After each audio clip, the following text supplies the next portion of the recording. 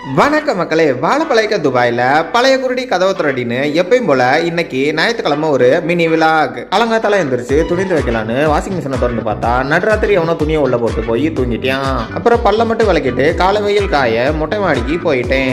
நைட்டெல்லாம் சரியான பனி விழுந்திருக்கு, தரையெல்லாம் தண்ணி.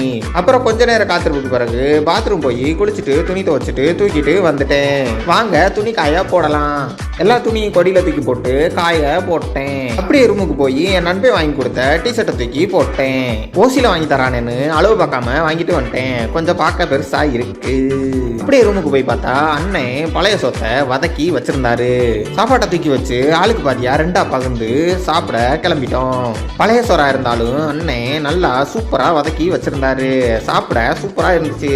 அப்படியே சாப்பிட்டுட்டு கிளம்பி வெளியே வந்துட்டேன். மணி காலை 11 போய் குடிக்கலாம் ஒரு டீயை போட்டுன்னு கடைக்கு போய் டீ குடிக்க போறேன். சேட்டா ஒரு ஃப்ரெஷ் மில்க் சாய் லைட்டுன்னு சொல்லி டீயை வாங்கி குடிச்சாச்சு. டிஃபன் முடிக்கவே மதியானம் ஆயிருச்சு. டாடா பாய் பாய். என்னது மதிய சாப்பாடா? இன்னைக்கு கருப்பனுக்கு சஷ்டி விரதம், அதனால மதிய சாப்பாடு இல்ல.